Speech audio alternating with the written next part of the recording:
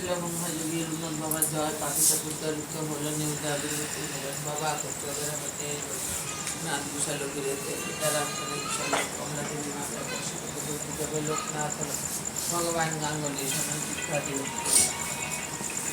বিয়ে ত্যাগ করিয়ে গুরুর সঙ্গে কালীঘাটে ঘরে ফেনীমতো বাল্যবন্ধুর সঙ্গেতে ছিল শিশুদয় গুরু নানা যোগ। তারপরে আসে তারা হিমেন্দ্র শিকারে দীর্ঘদিন সাধনায় সিদ্ধি লাভ করে। তারপর গুরুর সঙ্গে শিশু দুইজন পৃথিবীর নানা দেশ করেন বিভিন্ন ধর্মের তত্ত্ব জানি মক্কা মদিনা নগর কাবুলি আসিয়া বলে মোলায় স্বাধীন ভোজন কোরআন শরীফ করে বিশ্ব পরিকল্পনা শেষে বেণুমাধব সঙ্গীত বাবা চন্দ্রমনা হাসপাতাল দামানাল জ্বলে ওঠে বনের ভিতর অগ্নি থেকে রক্ষা করে বিজয় গোস্বামী।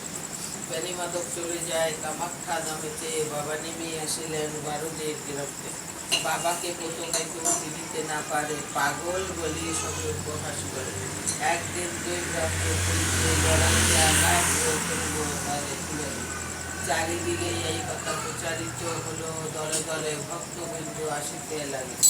অতঃপরে আশ্রম হলো 12 দিতে বহু ভক্ত শিষ্য সেটা লাগিল আসিতে পাপিতাপি বিগত আসিল তথায় সবাকার কষ্ট বাবা পরে নির্মায় শিষ্যর ভক্ত বাবা বলেনি কথা আমাকে ঠাকুর রূপে পুজো করা ব্যথা শ্রদ্ধা ভক্তি নিয়ে দেবা আমারে ডাকিবে অবশ্যই সেই ভক্ত সারা পাবে। আমি ইসলাম থাকবো দাদা তোদেরই মাজারতে জলে স্থলে রণে জঙ্গলে যখনই বিপদে পড়িবি তখনই আমার কথা স্মরণ করিবি। এই রূপে লোকনাথ কপুলীলা করে কারো সাধ্য সেই সব পরিবারে পারে 160 বছর বাবার বয়স হবে।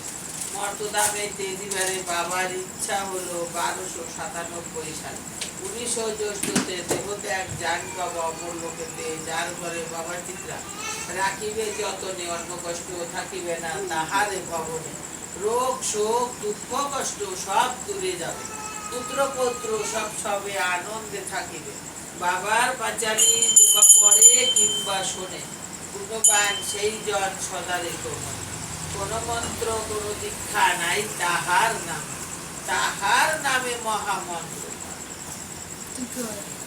জয় বাবা জয়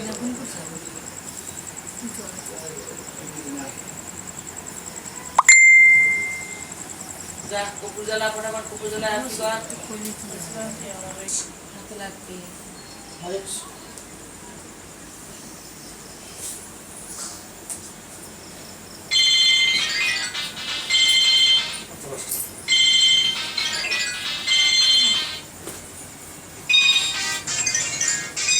দাঁড়াও না ছবি নিতে হবে।